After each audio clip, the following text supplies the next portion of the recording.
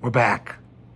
Um, I'm trying something a little bit different. I'm recording on my phone. I just want to see what the difference in quality is between these two for posting. But we're back with Bootcamp number 3. Hold on one sec. Okay, I had to get some water. I don't know. I just took a shower and for whatever reason it took it out of me. So today we're switching it up and we're going to be diving into toolset, a tool called C.L.A.P or the C.L.A.P method. Kind of a funny name, but it's a great tool, and it is, in my opinion, it's a little bit of a mix between tool set and skill set. When we think about tool set, it comes off as like a system or some kind of process that we can use to elevate one aspect of life, whether that's like a performance or understanding. Could be a lot of different things, but I see it as tool set.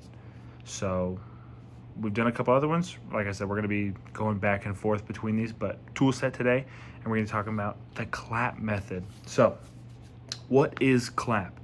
C.L.A.P is a technique used to simplify and improve communication to address concern. So it's a method that we use in a set of programs called Powerful Speaking. Powerful Speaking is all about showing ownership, authenticity, action, and the follow-up and follow-through leads to results, but being able to address all of these concepts all at once is really powerful when speaking so as to avoid rambling. If you've ever gone off on a tangent or find yourself not being able to express exactly what it is that you're trying to say, this might be a tool to help refine that. So what do I mean when I say we're avoiding justification? Justification is justifying my actions or my words, one of the two, in order to prove a point and kind of defend yourself. So justification is really what we want to stay away from because it reduces the amount of power that we have in our speaking when conveying what I'm trying to say. For example, anything that comes up, hey, you forgot to pick up, let's say I have a son, I don't know what his name is, Michael. You forgot to pick up Michael from school on time today. He was out at 2:30, you didn't pick up until 3 o'clock. Okay, I would have been there on time, but this happened, the traffic was jammed and it took me 30 minutes to get down the street. There was a head-on collision, yada, yada, yada. It's just excuses. It's just, the concern isn't being addressed. If you want to put it into a work form, you can do that as well. Like, hey, you were not on time is a great one. It just sets the tone for the day. Like showing up on time and being there is 80% of the job, and then 20% is fulfilling what you already know how to do. But let's say there's a deadline. Hey, I have to get everybody to participate in the survey that we're doing by the end of the week. Friday comes, 5 days has already been around. Saturday is the deadline. I'm only 30% done. Why am I not done? Why is 75% of my week already finished and I've made no progress? Same exact thing. If I were justifying, saying, I was off on Tuesday and Wednesday.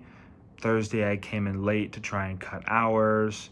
I haven't really been able to touch base with a team yet, but I'm trying the best I can. There's a lack of power there that is so profound, and it just kind of like reeks. You can smell it, you can feel it. It doesn't feel good presenting that way. You kind of feel defenseless. And that's why if that's me in that situation, I'm reaching for the justification to try and defend myself and not be vulnerable to whatever's coming my way. Okay, that's what we want to avoid. How do you go about doing that? This C.L.A.P method is going to require a decent amount of accountability and ownership for it to succeed. So we'll break it down like this. There's 4 steps: C.L.A.P, concern, learning, action, possibility. One more time: concern, learning, action, possibility. So starting from the top, we have the concern. We'll just stick with being on time. Let's say you're not on time. You show up 30 minutes late to work for whatever reason that is. The concern is you're not here on time. Why? What happened? To address the concern, one, you have to start with the accountability phase. You're right. I wasn't here on time. If you're not going to be there on time, one, you should communicate what's going on. It takes 30 seconds. You're not supposed to text and drive, but like if you know you're running late, send the text, give them a phone call, whatever that is. That partially addresses the concern, but the more integral way to go about it is, hey, I wasn't here on time. I realize I'm 30 minutes late. I apologize. And then you get to go into the next part of it. That's the concern. The concern is you're not here on time. I'm not concerned about the why just yet. I'm concerned that you don't know why that's important. L is the learning part. Hey, I wasn't here on time. I wasn't using my GPS to get here. It's a route that I take every single day. What I learned is there's going to be construction going on this road for the next 2 days, and that caused a considerable amount of traffic. I was 30 minutes behind schedule. I left on time. That's the learning. Concern, I'm not here on time. I understand. I take accountability. Learning, what's the learning? I learned that there is a block in the way. There's something in the way of me getting there opposed to my regularly scheduled program. Something got in the way. It's okay to address that. Like, that's part of the learning process, right? We understand things as they come to us, and it's not like you're some omnipotent creature that just understands how everything works. You can predict how the day is going to go. That's not a part of it. It's the accountability and integrity. Moving on to A is action. Moving forward, what I'm going to commit to doing is checking my GPS to make sure I'm going to be there on time and there's nothing reported.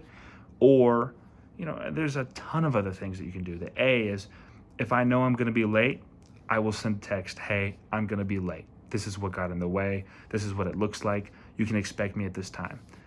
Even more proactive, I'm going to work on making sure I get a good night's sleep and I can wake up early, refreshed in the morning, start waking up 10, 15 minutes earlier to ready myself for the day so this doesn't happen again. Then you get to move on to P, which is the possibility. So we address the concern.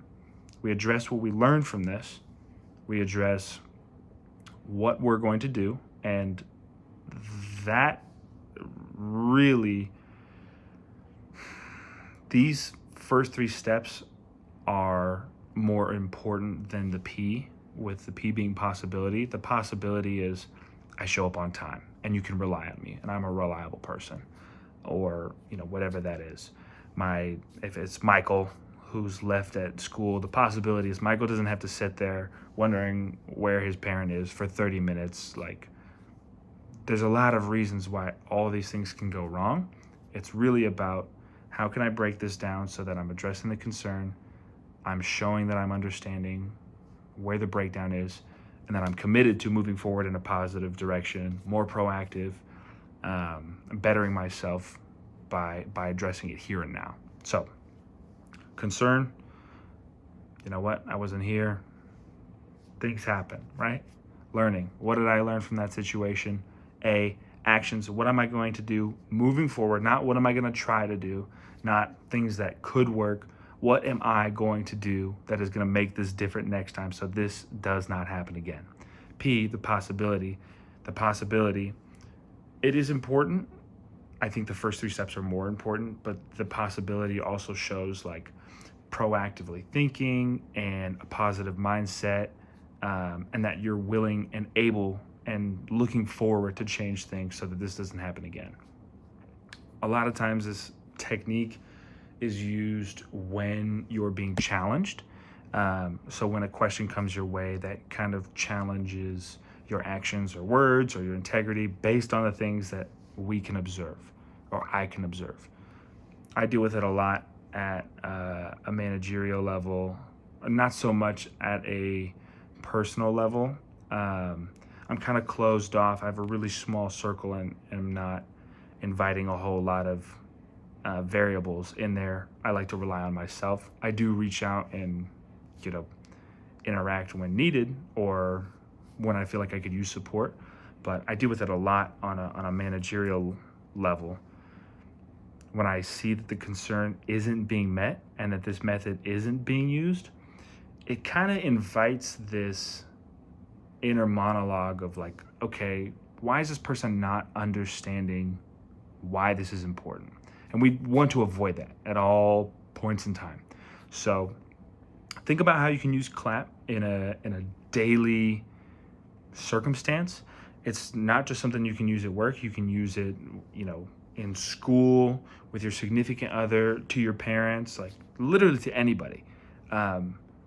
And when you start to use something in your tool set, you develop it into your skill set. This is what I'm kind of talking about, where like this is a tool that you can lean on to express yourself without justifying, showing that you understand, taking accountability for it, being proactive about the future, and building trust in a relationship with somebody else. That's huge, absolutely huge. So that's really it. It's a pretty simple method. It just takes a lot of practice to be consistent with, right? And the more that we can rely on our tool set and the systems that we have, we get to develop our skill set and be better as communicators, as people with integrity, any of those things. So find an opportunity. This is going to be your homework for tomorrow. Find an opportunity to use C.L.A.P or observe somebody else using C.L.A.P in an experience or a conversation. So if you get challenged, address the concern, think about what you learned, state what you learned while taking accountability, create an action moving forward, and then see the possibility, see things from the light, right? Absolutely. On the flip side of things, if you have a question for somebody or you'd like to challenge somebody, see if you can identify what part of C.L.A.P is not being met and how that impacts your conversation, relationship, trust with that person.